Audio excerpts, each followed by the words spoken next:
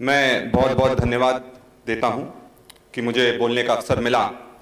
आज मेरे लिए यादगार पल है क्योंकि आज के दिन ही इसी सदन में विधायक के रूप में शपथ लेने का मुझे मौका मिला था और यही पवित्र मंदिर है जहां बाबा साहब की विचारधारा को आगे बढ़ाकर हमें आरक्षण जब मिला तो मैं डॉक्टर बना, सर्जन बना और आज विधायक के रूप में इस पवित्र मंदिर में मुझे अपना वक्तव्य देने का मौका मिल रहा है। अध्यक्ष महोदय, मैं इस अनुपूरक बजट का विरोध करता हूं क्योंकि मैं मानता हूं यह सरकार जब जब बजट ला रही है उसमें भ्रष्टाचार बढ़ता चला जा रहा है। यह सरकार ने आदिवासी समाज को एटीएम की तरह उपयोग करा है। सिर्फ पैसा लेने के लिए, चाहे कदान हो चाहे अभ्यारण्य हो, यह सिर्फ आदिवासी समाज को वोट बैंक की तरह उपयोग कर रही है और उनका अधिकार उनको नहीं दे रही है। ट्राइबल सब प्लान का पैसा तो ये दे नहीं पा रहे हैं तो आदिवासियों का क्या कल्याण करेंगे। मैं कुछ पंक्ति कहना चाहता हूं। मानव जाति पर उपकार है जिनका, वह समाज आदिवासी कहलाता है। जिनके संघर्षों से तपती है माटी, वह समाज आदिवासी कहलाता है। जल जंगल जमीन है मां हमारी, इससे पुराना नाता है। अगर हक हमारा दोगे नहीं तो छीनने का हुनर भी हमें आता है। माननीय अध्यक्ष महोदय, जल जंगल जमीन हमारी मां है और पैसा कानून हमारा हथियार है, पर इस सरकार ने पैसा कानून को कमजोर करने का काम करा है। और इस पैसा, ये नोटों वाला पैसा नहीं है, ये पंचायती राज एक्सटेंशन टू शेड्यूल एरिया जो हमारा हथियार है वो वाला पैसा है। हमारे झाबुआ अलीराजपुर में बड़ी बड़ी खदानें आवंटित हो रही हैं, उनका सर्वे का काम चल रहा है। अध्यक्ष महोदय, मैंने माइनिंग विभाग, मैंने रेवेन्यू विभाग में भी प्रश्न लगाए तो माइनिंग विभाग कहता है कि हमने सर्वे करवाने के लिए ग्राम सभाओं की अनुमति नहीं है। मैं उनसे बोलना चाहता हूं, क्या यह पैसा कानून का उल्लंघन नहीं है? क्या पैसा कानून को इतनी ताकत नहीं देना चाहिए थी?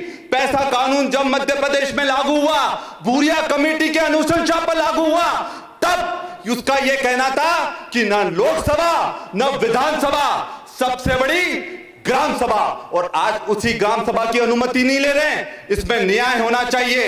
रेवेन्यू विभाग कहता है कि अभी सर्वे चालू हुए हैं पर अधिग्रहण नहीं हुआ, पर मैं उनसे पूछना चाहता हूं कि क्या जो अनुमति देते हैं अधिग्रहण, क्या वो पहला कदम नहीं है? मैं ये हमारे सरकार से यह भी पूछना चाहता हूं, क्या ये आश्वासन देंगे कि किसी भी आधिपत्य की जमीन, किसी भी आदिवासी की जमीन अधिग्रहण करने से पहले उनकी सहमति ली जाएगी और पैसा कानून और भूरिया समिति के सिफारिशों का पालन करा जाएगा? क्या यह सरकार जनता की है? क्या बड़े बड़े उद्योगपतियों की है? मैं सरकार से यह कहना चाहता हूं कि जमीन हमारा आदिवासियों की पहचान है और खेती हमारी आजीविका है। मैं आज आप इस संविधान के मंदिर में कहना चाहता हूं कि हम अपनी जमीन का एक भी टुकड़ा कॉर्पोरेट कंपनियों को नहीं लेने देंगे और उसके लिए अगर सड़क पर उतरना पड़ेगा तो पूरी ताकत से हम उतरेंगे।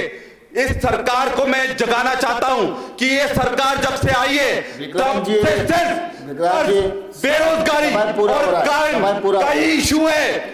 मैं मुद्दे पर भी आना चाहता हूं कि पिछले जो सदन में ये जवाब दिया गया कि 6 महीने में 35,000 बेरोजगार बढ़ गए हैं, तो ये और 28 लाख जो बेरोजगार हैं वो रजिस्टर्ड हैं, तो क्या ये सरकार कोई भी पैसा इन बेरोजगारों को देगी? उन 28 लाख बेरोजगारों का क्या होगा? एक बहुत बड़ा आंकड़ा मैं आपके सामने रखना चाहता हूं, किस तरह से आदिवासियों को चूसा जा रहा है, उनका शोषण करा जा रहा है। मैं झाबुआ से आता हूं, वहां शराब का ठेका 250 करोड़ में जाता है। अलीराजपुर में शराब का ठेका 100 करोड़ रुपए में जाता है और वही जहां पर डिंडोरी में जितने आदिवासी हैं वहां पर ये 25 करोड़ का जाता है। तो क्या सिर्फ मुनाफा कमाने के लिए सरकार आदिवासियों का उपयोग कर रही है और सरकार को बदनाम कर रही है? आपको उदाहरण देना चाहूंगा, वट्ठा एक दुकान है और वट्ठा में 30 करोड़ का ठेका गया एक दुकान में, जहां रहने वाले सिर्फ 1500 लोग हैं। तो मतलब यह है कि हर दिन वहां का आदिवासी 500 रुपए की शराब पी जाता है। क्या ये बदनाम करना नहीं हुआ? मैं ये कहना चाहूंगा, मैं अपनी बात को समाप्त कर रहा हूं कि ये साफ है कि ये सरकार आदिवासियों की हितैषी नहीं है। ये साफ है कि ये महिलाएं इस सरकार में सुरक्षित नहीं है। ये साफ है कि आज बेरोजगार युवा दर दर भटक रहा है। तो मैं चाहूंगा कि आप सरकार से ये वादा लें और उनसे ये आश्वासन लें कि इस सरकार में जो आदिवासियों का शोषण हो रहा है वो नहीं होगा। मैं अपनी बात को यही समाप्त करता हूं। जय जोहार, जय भीम। मारो।